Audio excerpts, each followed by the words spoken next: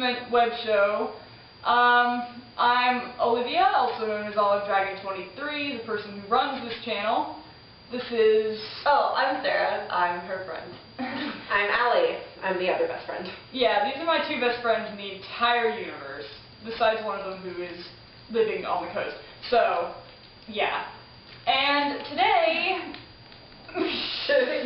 And also part of today's series, this is Lacey. This is Lacey, my, one of my dogs. Yes. You've seen her in some of my other videos before, in my vlog section. But that's not the point of today. Today, we're going to begin with a specific topic, and the structure of this show may change depending on what we decide to do with it in the future. But today, we're going to talk about stories in which Allie, Sarah, and I have been either locked in places or locked out of places. Let's be honest, there are a lot of days when doors just want to fuck you over. Me and Allie and Sarah like to take walks in the middle of the night in my neighborhood. It's a very safe neighborhood. We do not fear for our lives. It's a very safe neighborhood, but we also take, like, baseball bats and trekking poles. That's just because we're weird. Not necessarily because we fear for our safety. We call it zombie practice. But that's a different story. Yeah, that's another time. But we were doing one of those runs today, this particular day, and my parents were going out to dinner like they usually do. So they said, hey, are you guys going to be here? And we were like, well, yeah, but we're going on a walk. And my mom went, well, there are meatballs on the stove, so when you get back, can you just keep an eye on them for me so they don't burn or whatever? And we were like, sure, fine. So we went on our walk, and upon returning, found ourselves shut out of the garage, and all of the main doors were locked. So we had to go around the back, and there was all this construction going on in my backyard, so we had to walk all the way around the house to use the other gate that we never used. And it was broken off its hinges and a mess. It was sketchy looking, honestly. It was bungee corded shut because it was broken. So we get through that little obstacle, and we reach the screen door, which is normally open. It was locked. And we were like, well, shit, there's food cooking in the house. And we're out here, and my parents are gone, and my brother was gone. So the only thing I had was my cell phone. And we don't leave spare keys out. Even my phone, her phone. We had the phone and your keys. And keys and access to my car, which was on the street. And my axe. No. But I feel like my purse may have been in the house, so I don't think we had actual... My purse is in the house. We didn't have actual money. No, we didn't have money because my purse was in the house too. But and then so we began to search for like a stick that was thin enough to slip through the crack of the door and unlatch this screen door. We were stupid fuckers though, because we were using leaves. We were using tree leaves. Because we would push on the door and it would only open like a millimeter. So we were using tree leaves to try and get into the back porch. And we were like, this is not working because it has a hook latch. So, and we were trying to get through the dog door. Was it in someone's first day? Yeah, Sarah, crawl through that. Yeah, we tried to get through there. Like I could fit through that hole. You tried. No, I used the hole to unlatch the door. I grabbed the stick, stuck part of my body through the hole, and I was the one who actually got the door open at some point. Yeah. Because I found like one of I found a construction stake. Yeah. And went, I can do this. And I was like, yeah. But I got it unlocked, and we were like, yes, now we can get in the house, because the back door is hardly ever not locked, you know, because they usually leave the door open when I'm gone. Usually, but we started obsessively locking it, and I'm not really sure why. But we have. But, so we get to the door, we're like, yes, we can get in now. No. It was my favorite part about it was that we were standing at the door, and there's this big window at the door, so you can see the whole kitchen. And the dogs are sitting there, wagging their tails, looking up at us like, hello, please come in and play with us. And we can see the meatballs on the stove cooking. That are cooking, that we were supposed to be watching. We can see our purses. And we can't edit any of this, so we're just kind of standing there like, oh. It was like orphan children looking in the toy store window. Except we were kind of panicking because meatballs were in the toy store window. I mean, we probably didn't panic about the meatballs, but the fact that there was heat and it was cooking and we couldn't get to it The stove just made was us on, and the nervous. dogs were out, and we were stuck outside. It was this summer, but it was like late summer and it was nighttime, so It was a kinda little cool. chilly outside. Okay. It was cool. Okay. So we were like, well, shit, what are we gonna do? Because I was making phone calls and nobody would answer the fucking phone. God forbid. No one. God forbid we ever Your actually whole have an family emergency. was like, nope. Yeah. God forbid that I'm like, you know, bleeding out in my backyard or something. Because no one would answer the goddamn phone. I would have died. But that's not the point. So I make all these phone calls, I leave messages that sound like I'm just like losing my mind. And then I'm like, okay, my cousins might have an extra key. They live about 5 minutes around the block. So I said, let's get in the car, since we have that resource, We had a car. and drive over there and see if they'll give me a key to my house. It's embarrassing and stupid, but meatballs catching on fire was, you know, driving most of this. So we go over there, and my cousins are home. But their parents are not. My cousins are 8 and 12. And we were like, and I walked the door, and the first thing they do, the 8-year-old comes up, answers the door, and goes, "What the hell are you doing here?" And I was like, okay, if I had more time and wasn't freaking out, I would scold you. Where are your parents? And they're like, we don't know. And I'm like, what do you mean you don't know? So then I'm ending up having to like call my aunt and uncle while they're out to dinner somewhere. I'm like, hey, do you guys have a spare key? And my uncle and my uncle's just like, well, I don't know. I'm like, really? My cousins have run out the door to go sit in the car with Allie and Sarah. Yeah, because apparently that's the cool thing to do. Yeah, that's the, you know, coolest place to be when your cousin's trying to get you to do something for her. They didn't have spare keys in the house, and they didn't have spare keys, but they called my parents because like 5 minutes later I got a phone call from Mom, and I was like, where the hell is the spare key? Because if there isn't one, you need to come let me in.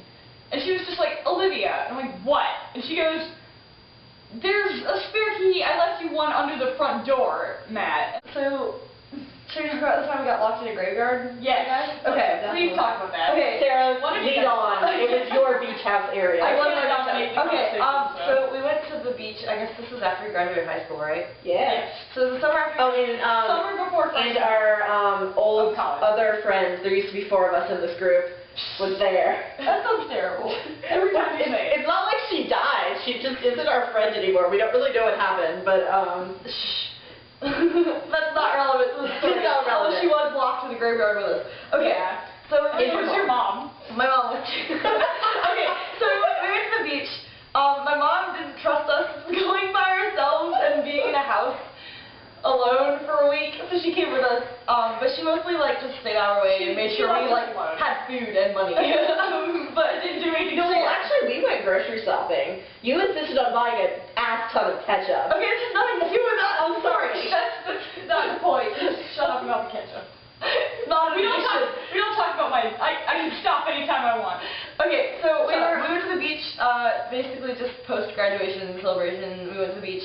My mom was there basically to make sure we didn't, you know, burn down the house, which is clearly a legitimate concern With us, based on our yeah. track record. We went to the beach, and it's nice. We're on the beach having fun, blah, blah, blah. And there's this really cool graveyard near where my grandparents' beach house is, which is the house we were using. It's in Beaufort, North Carolina. It's really cool. It's old, and there's a bunch of graves, and it's like one of my favorite places ever.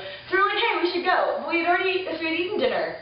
And it was kind of late at night, and it was around the time where the graveyard should have been closing. We were like, nah, it's fine. It was like 8 o'clock. Yeah, it was pretty late. The graveyard's supposed to close at like 6. I did raise a concern as we're walking in. They're like, nah. Yeah, We'll be fine. mostly, It was still it's daylight. pretty lax. It's a small town.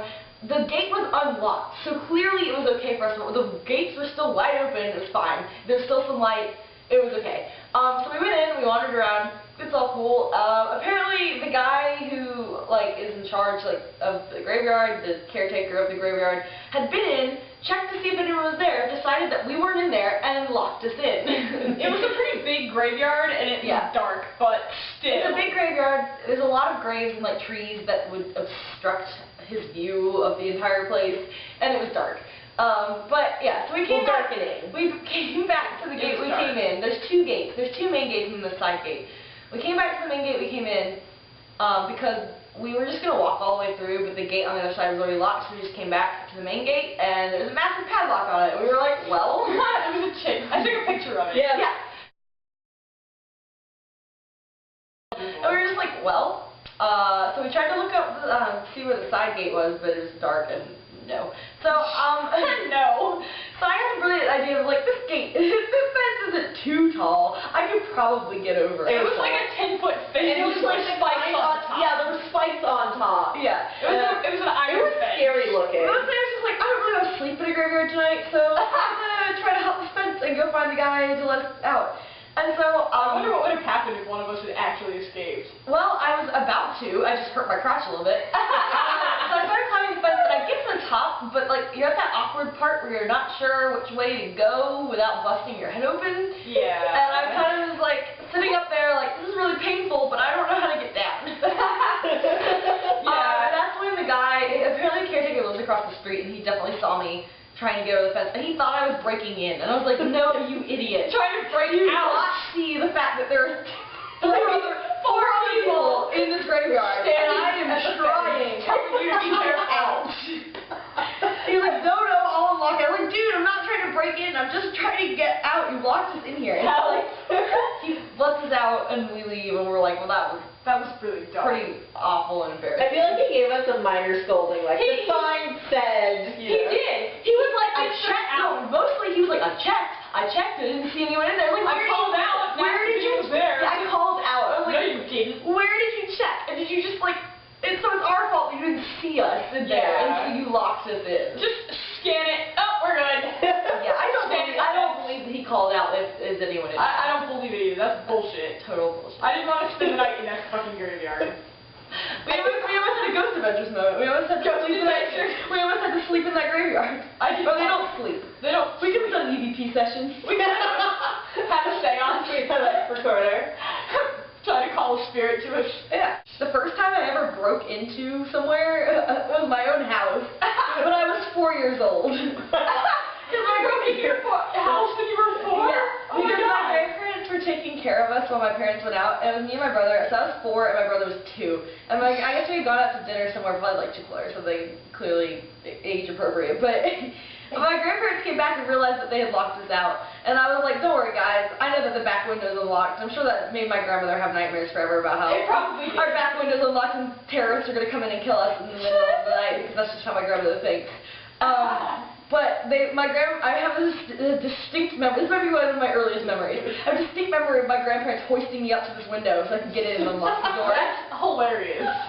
I actually, as a child, got locked in underneath my great-grandparents' house. You were locked under the house. I was locked under the house, okay? That's And terrifying. their house is old, alright? It was like 100 years old. My brother and I, we were literally like maybe 7 and 6. And we used to play around in our great-grandparents' backyard. But their laundry room was underneath their house, okay? They had an unfinished basement. So it was literally like stairs, sliding glass door, laundry, the depths of hell.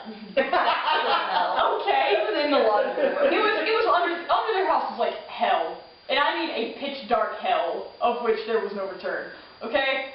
So we were playing around and we were using the space under the house as like a fort or a prison or something. You know how stupid little kids are. And so we went down there and we shut the door behind us and it locked. And we were like, oh God, we're gonna die. So we're standing there and we're yelling so they can hear us through the floor. But nobody heard us. Okay, so we were like, we need to get out. So we were yelling through the floor, but no one could hear us. And we were just like, well, we're gonna have to get out of here ourselves or we're gonna die. You know. Because that's how little children's minds work. That's how my mind worked, and that's how my brother's mind worked. So, you know, so what we did was, there was a ton of, like, junk underneath their house. I had no idea what all that shit was, or what we touched, or what we climbed on. And you know what? I don't want to know. But there was a little tiny square of light all the way across the bottom of the house. Because literally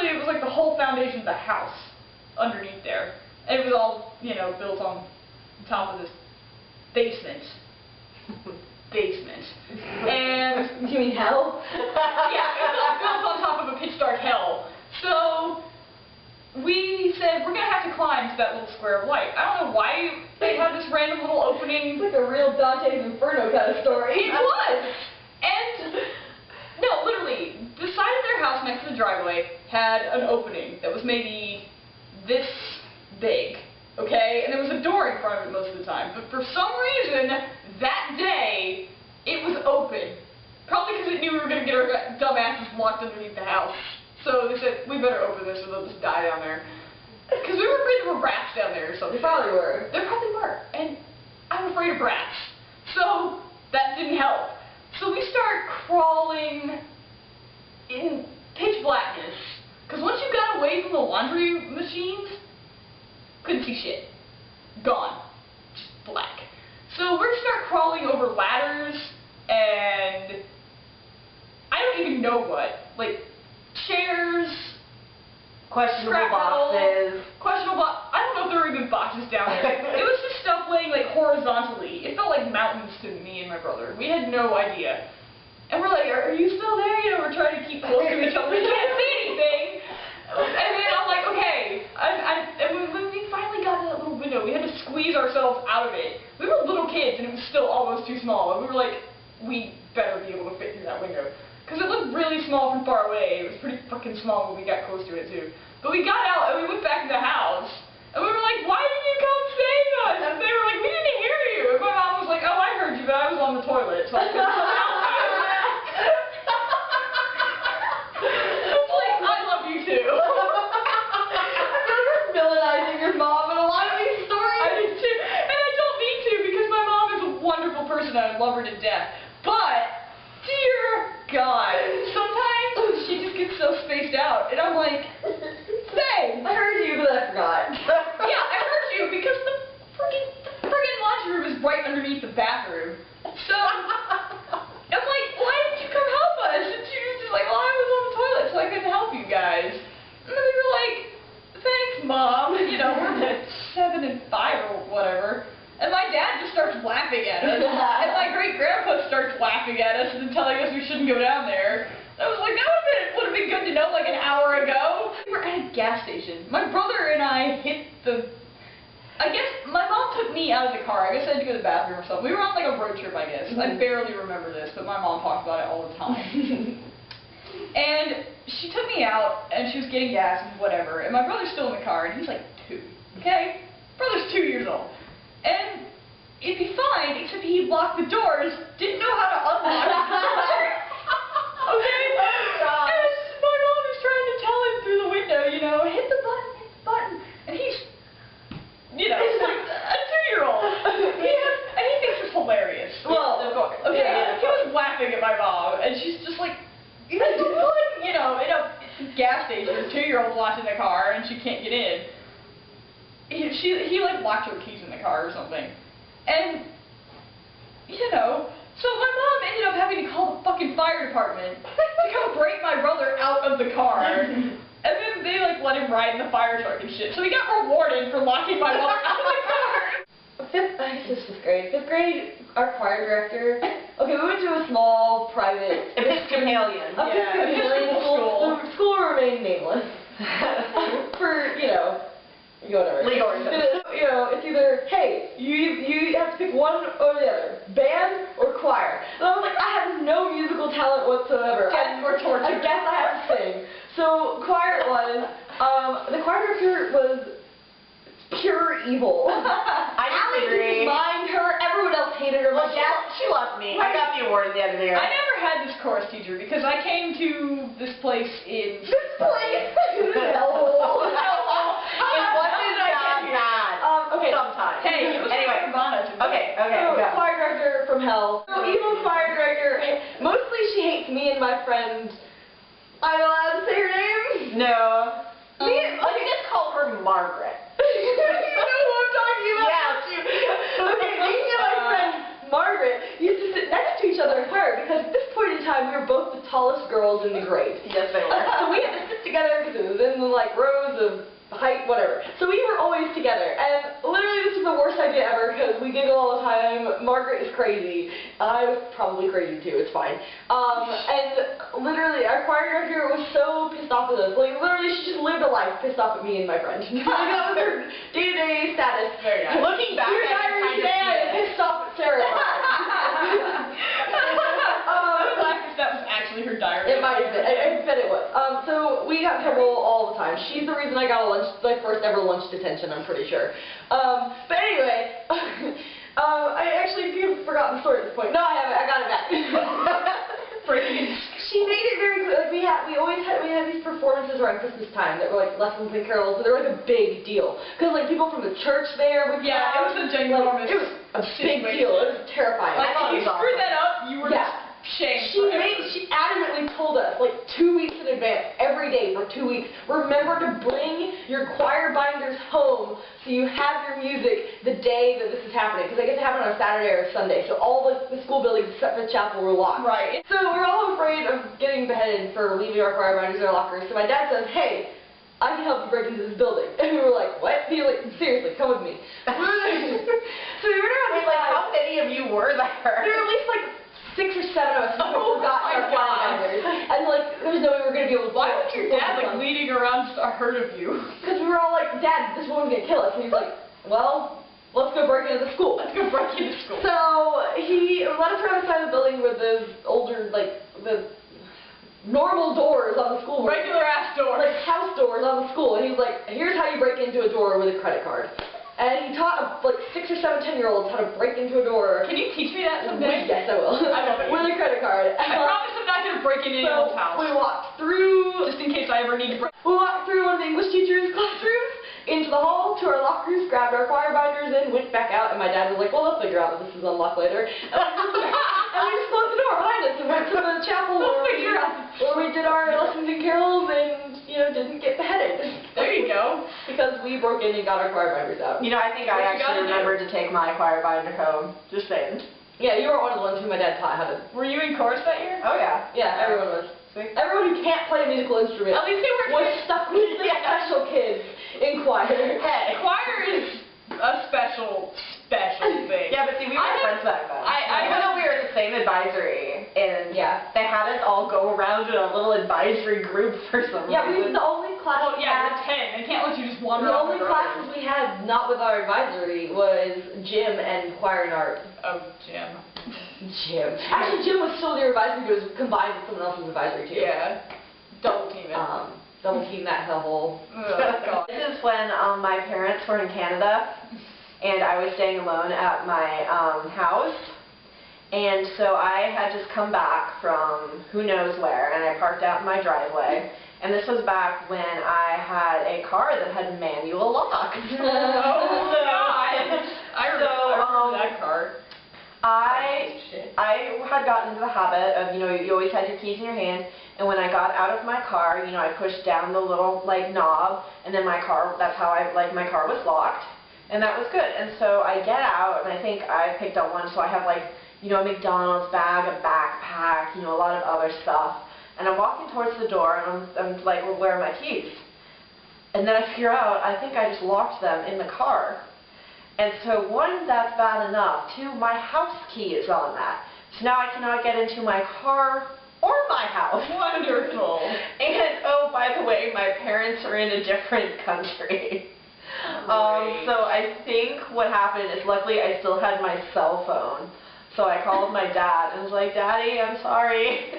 And I think I screwed myself over. I think my neighbors up the street had a spare key that I went and borrowed. So I got into my house, which we had a spare key for my car, so I could open my car to get my keys, and then I returned everything. The importance of spare keys. Yes. I learned that. And good neighbors. Yes. Oh God, like the bitch across the street from me who stole our spare key. What? Yeah, we used to have this fake rock where we kept our spare key. And it's not like we had the fake rock in a prominent place. Fake rock was about this big, and it was under a bush. Like, hidden in the You mentioned it. under a bush. Oh my God. And my dad has this theory, like this conspiracy theory, that the kid, but he's not a little kid, he's in college now. But the kid across the street from us, who was a bitch, my dad's like, yeah, that kid stole our rock. I was like, That kid stole our How do you rock. know they didn't just steal the key, but they stole They stole a rock too, which had the key in it. Why did you steal the rock? I don't know. It's a plastic rock with a hole in the bottom. What purpose does that serve? I don't know. And he never tried to break into our house with anything, unless he's the guy who tried to steal our giant jar of coins. He might have been. Yeah. What do you mean in our- tried? Well, it's too heavy. It's Like, clearly the thieves were on foot. Like, it's about this tall. It's just a glass Yeah. jar filled with coins. My aunt has one in her closet. It lives in our garage. And it's really heavy. And so clearly the person trying to steal it got tired, left it in the bushes, and ran away. But our neighbors had called the cops because they watched this happening. And so the cops took the giant jar of change to the police station, and then called my dad and said, hey, if you want your property back, you're going to have to come get it. And my dad was like, really? You took it out of our bushes to bring it 5 minutes away, so I have to go drive over there, grab this heavy-ass thing myself, and bring it home. Instead of just leaving it in our bushes for us to carry back into our garage. Yeah. It's like the people who stole my dad's car in the middle of the night, took it for a joyride, and only took the pennies out of the cup holders and not the quarters. I don't know. There's a lot of really dumb people in my neighborhood. Well, people who are stealing shit are pretty dumb. Of course, anyway. the people who stole my dad's car, my dad was like, well, they can keep it. Because, okay, this was when we were living at our old house, so our driveway was a hill. And all the cars sat at the bottom of the hill. And this car was a piece of shit. It was my dad's old car. We were struggling to get rid of it because no one wanted it. The air conditioning was broken, the brakes were broken. The brakes were broken? Yeah. Oh, yeah. God. Well, you know, fun for you to know about that. If you saw a stoplight, like a football field away, you had to start braking then. Or you're going to die. Oh, God. Anyway, so we called it the Beast. The beast. It was a car we really wanted to get rid of, but no one wanted it. So it lived in our driveway. It was just surrounded by our other cars. There was like a car behind it, a car next to it. Somehow, the people who stole it, like, broke into it, somehow maneuvered it out of the driveway without hitting any of the cars or the bushes. And my dad came out to the driveway the next morning to go to work, and he was like, the Beast is gone. The Beast is gone! So excited. He was like, yeah! That fucking car is gone! Beast is He was like, I'm impressed. They got it out of the driveway without hitting the other cars. They can keep it. I don't care. The cops call us and say, hey, we found your car. And he's like, God damn it. I have to go get that piece of shit. So he should be like, that's not mine. It's not I mine. mean, it has the registration papers and whatever. But he was like, that's not mine. That's not my car. Not my car. I don't know what you're talking about. Take it away. I want it. No. Fuck no. Yeah. So then we had that car for a little while. And they only took the pennies, not the They only took the pennies out of a couple, and then some pregnant family came by one day and was like, hey, you saw that car? We were like, if you want it?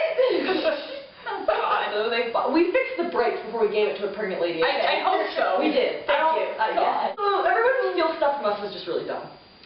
That's probably... Or it's the same one guy who's really dumb. Maybe it is. I bet the kid was about to say. Yeah, I Stole a think- rock, stole that car and then gave it back because it was a shithole. Stole that jar of pennies and gave up. I mean... We're the laziest criminals. We're the laziest criminals ever. This was up in Canada, and this is actually about our cousins who live across the lake. And so it's like, it's late. It's like 11 o'clock or something. So as I said, it was late. It was like 11 o'clock, and to my mom that was like, oh my God.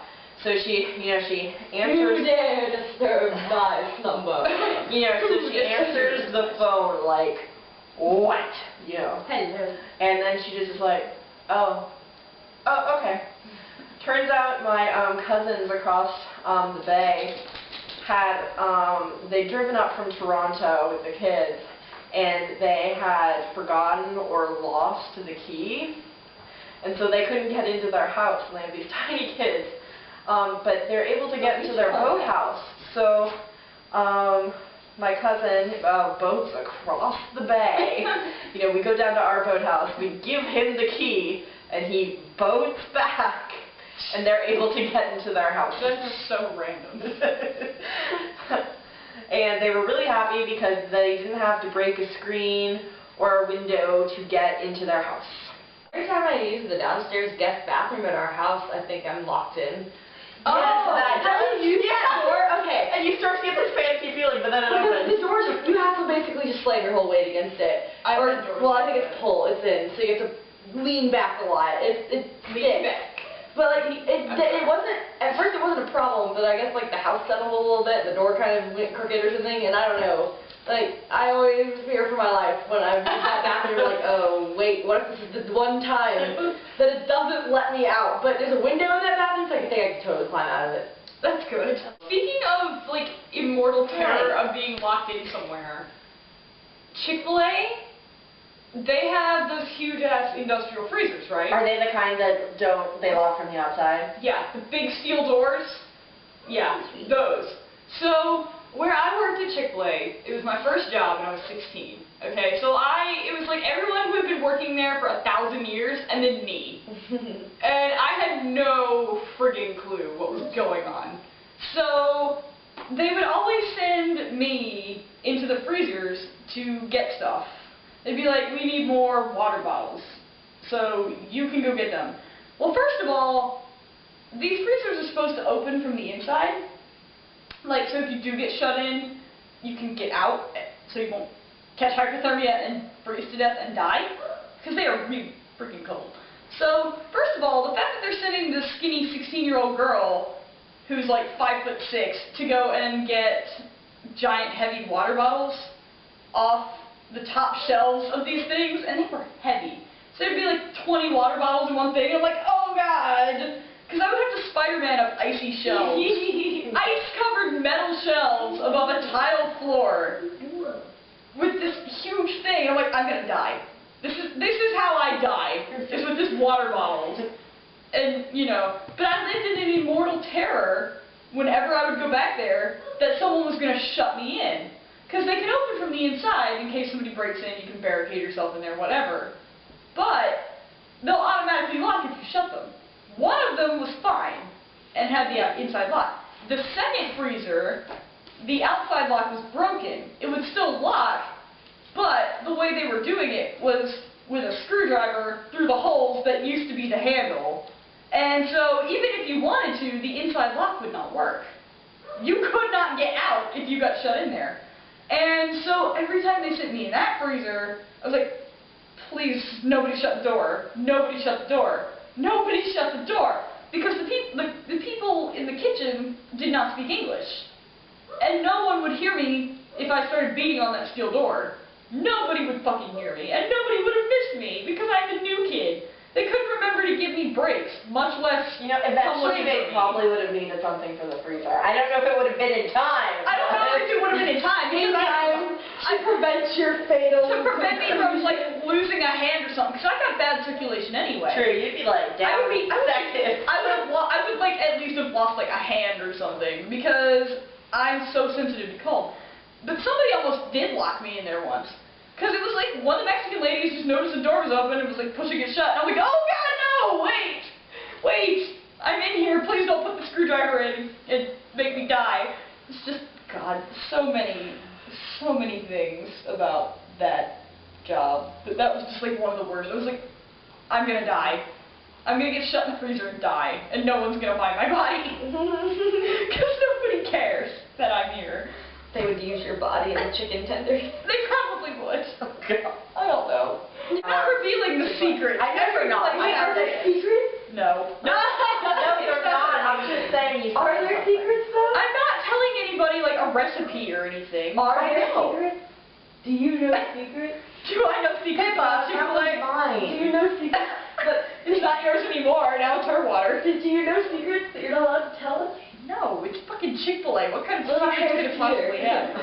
Harris Teeter doesn't have any secrets either. I like how all these places that have hired you are so concerned about you leaking their secrets. They don't have any secrets. I know, they're so concerned Well, I I'm going think to talk about the things secrets that are don't have exactly how the fucking money secrets. is exchanged. But I and don't when know and where. that because I was a fucking cashier. I put food in bags and got abused by my customers. That's the secret. Oh, talking about That the being human abused by race, that the customers. human race will treat you like dirt. So I worked at a fast food place that's famous for its ice cream, and there was this one lady who we called... Just call it Dairy Queen. No! Call it Dairy Queen. Fucking Dairy Queen. They don't have secrets either. They don't have secrets. None of these places have secrets. It's all a lie. Okay, Oh, anyway, we called just talk her about it. the, You can't change names of Not the everything. fucking Krusty Krab. No, it's not the Krusty Krab. we called her Banana Split Lady because she always would Dennis come. the lip lady? The banana split lady. The banana, I heard Dennis the lip lady. There are so many things wrong with that. Banana split lady. Anyway, the point is she would come and she would always order a banana split blizzard, and something would always be wrong with it. There wasn't enough bananas. There wasn't enough chocolate sauce. You've mentioned Too this before. gloppy. And so, and we Too gloppy? yes. Was that a For a legitimate blizzard. complaint? Yes, Hey. a couple times. Oh my god. So like, You should have slapped her. yes, 'cause that totally would have been okay. But anyway, so what we ended up finally being able to like recognize her like by voice on the thing, and so whenever she would come, we would like they'd let the people in chill know. They're like, this is her. No, and it was just like do it right. So like you were extra covered. You're like, first make sure there's enough banana and actually at one point we were putting banana powder in hers too, because she always, you know, was complaining that it didn't taste like banana. We're like, fine, bitch, you know, because we're not supposed to eat banana flavoring kapow. We're not supposed to put that in there. And she's the one who was like, there's not enough banana. I'm like, fine. And so we started doing that, and it was better. Was she eventually satisfied? Was she ever happy? Once in a while, yeah. Every once in a while she was like, yeah. I think exactly what I wanted. we say that the people here at the basement wish you a Merry Christmas. But We can try. what? But Jews. And a happy holiday. Happy whatever doesn't offend you. Happy Christmas, Hanukkah, Kwanzaa. Yes. Kwanzaa. Like a happy Christmas, Hanukkah. What? Isn't that something? Happy Festivus. Happy Festivus. Isn't that something like Chalk Zone made up? Like happy. I don't think they are the first ones to come up with it. No. Well, they had a song about it. Speaking of good shows, Chalk Chalk Zone. Zone. I went back and watched a few episodes of that, and I was like, I don't remember their voice actors being quite so irritating and shrill, but I like this show. Your parents definitely remember Can we the just- voice Oh God! Can we just show happy holidays? Oh, I'm not. Merry freaking Christmas! I don't care who I offend. If it offends you, interject your own holiday. Happy Merry Christmas. Happy December, Decembermas. I got Winterreadmas is coming in January. Winterreadmas. What is that? The month-long celebration of video games Oh. from Control-Alt-Delete. Oh. Winterreadmas is coming. Okay. Okay, I'm sorry. I got really excited because I forgot about that holiday for a bit. Happy. We could just sing Happy Merry Christmas. Happy December and Merry. Happy December. Happy December and Merry Christmas. Happy everything. Or let's do Happy Christmas. Let's do British. Happy Christmas. Just have a happy thing. Have a happy thing. Can we say Merry Christmas and Happy New Year? We've already said Merry Christmas. We've already a lot. said it like 100 Well, I want to do it together. I'm happy. We should sing We Wish You a Merry Christmas. Please? No. Please? No. Why? No. First line. We wish you a Merry Christmas Come on. and a Happy New Year. No. Oh, come on. No. You guys are jerks. No. Okay, why don't we just No, say come Merry on. Christmas together and you just say, well, what Okay. On 3 days. Ready? Okay. 1, 2, 3. Marry whatever religion you are. I love you, Sarah. Or if you're not a religion, that's fine too. Get the hell out of our Christmas tree area. Get the hell out of our Christmas tree area. That's not nice. I'm sorry. You can stay here if you like phallic things. Why are you calling my Christmas tree phallic? Christmas trees are phallic. Everything is phallic. The tree, come on. Reeds are not phallic. Unless you put a tree in the middle of the... Yeah. Oh, God. I'm editing that out. I hope so. Edit all of that. I don't want that in there. I don't want that shit in my Christmas. Please edit that. Get your shit out of my Christmas. Get your shit up. Okay. Lexi, what are you doing? Boop. Dog. Dogs.